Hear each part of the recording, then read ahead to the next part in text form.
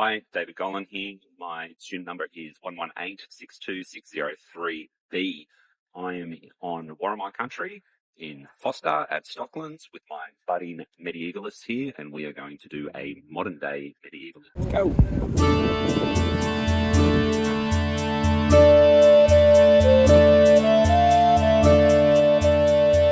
Our medievalism that we are investigating today is Warhammer, the Old World. This is a rank and file tabletop game. The game can be described as a war strategy game within a fantasy setting. The game includes lore, online communities, books, hobby skills such as construction and painting of miniatures required for the tabletop gaming, as well as video games within the same setting. We're going to focus on hows and whys of medievalism presented within this fantasy world, and we're going to focus on the presentations of good and evil within the setting, with a particular focus on the dichotomy between humanity and othering. In looking at the good within the setting, we first look towards an army called Bretonnia. This is largely built upon medieval France. We also have another army called the Empire, which is largely built upon medieval Renaissance Holy Roman Empire. Bretonnia functions in a society similar to that of medieval France, in that there are knights. The knights must serve the Lord. The Lord can also summon serfs who are working on his land to fight in his armies. Certain symbolism like the fleur-de-lis and obvious parallels between medieval knights and Bretonnia are evident. They look medieval. They fight medievally. They look like white knights on a crusade. And this is reflective in that people who engage in medievalisms in current society, less than 1% of them are people of colour, as we can see reflected in the Bretonnia and the Empire armies.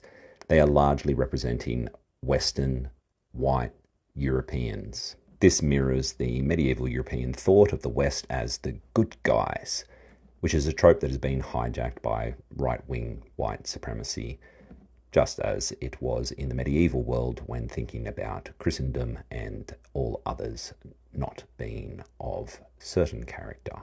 So after discussing some of the good guys, I would like to now discuss one of the new guys within the setting, and that is the army of Cathay, another human army.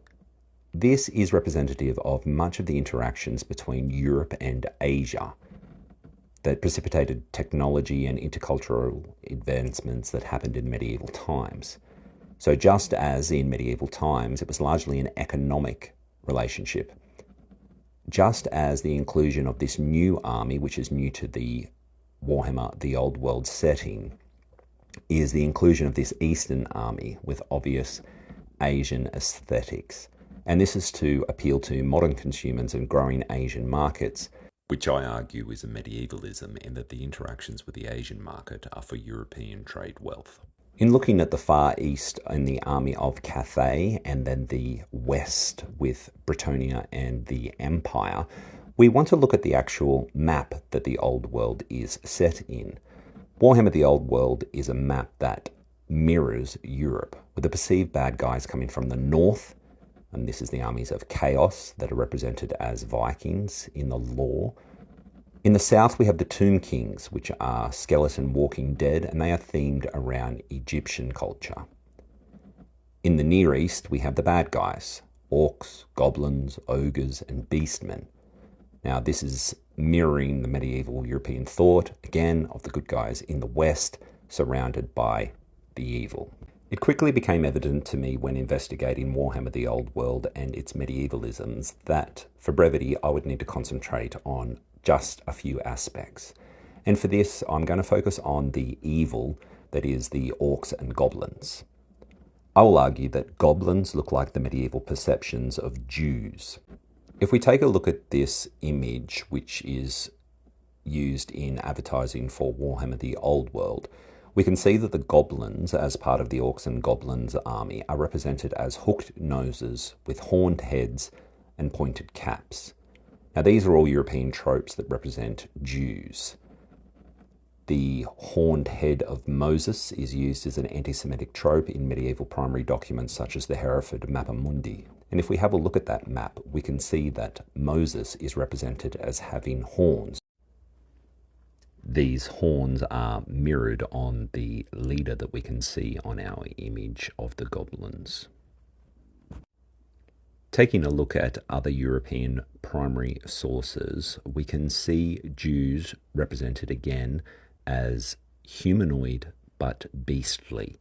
Again, we can see horns, we can see hooked noses, but we can also see beasts, which is reminiscent of the Beastmen, another army used in the Warhammer Old World, often portrayed as a ravaging horde.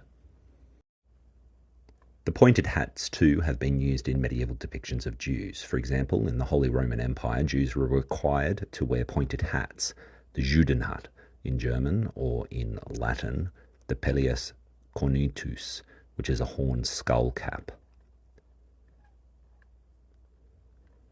If we have a look at these primary documents here, we can see Jews represented with the pointed hat. These hats originally determined if someone was a barbarian with a Phrygian hat, and then this shifted to be a signifier for a Jew rather than a barbarian, and then this morphed into a representation of someone who was deceitful, evil. It was a sign of heresy and criminal mischief, and it has since been acquired by mystic creatures. We see it in gnomes, witches, we also see it in the Smurfs, and we see it in the Old World in the representation of the goblins. If we look at the geographic selection of the area for orcs and goblins and juxtapose that with real European mapping, we see that the Old World has placed the orcs and goblins within an area akin to the Middle East.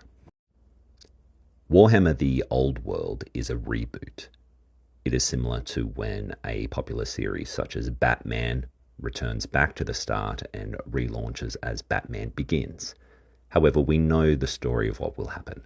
In the lore of the Old World, we know a new army will appear, as it has been foretold in previous iterations of the game. The new army is known as the Skaven, and these are real bringers of death in both the world of Warhammer as well as in medieval Europe. The Skaven are rats, rat men even, and they also bring with them a disease that decimates the empires of men. In the world of Warhammer, this is known as the Black Plague. This is a medievalism of the Black Death, or the Plague, that decimated Western Europe. It was blamed on foreigners, and in the Warhammer The Old World setting, we have another other to blame the decimation of Western Europe upon. But it is not just the othering of species within the setting. The othering also refers to the sexes. Just as records of women were largely ignored from medieval history, there is a lack of women in the game. I performed a content analysis on the landing page of Warhammer The Old World. I found 0 images of women present. I found more than 200 images of men present. This is a mirror on the lack of historical accounts of women within this space, just as there are a lack of women who participate in the hobby on the whole. Because this space of Warhammer The Old World, and as perceived in medieval times, was a male-dominated space. The space that the game operates within is hegemonically masculine, and might help explain why so few girls and women take up the hobby. The Warhammer universe is predominantly male. Since the company was set up 30 years ago, female figures have played little part. In looking at Warhammer The Old World, we have discussed various medievalisms, how they have displayed these medievalisms and why they have displayed these medievalisms. We have focused particularly on good, evil, and othering within the setting, including the belated othering of women from a medieval space. Thank you for your inclusion of my presentation, Warhammer, the Old World, in the Medievalism 2025 conference. Thank you.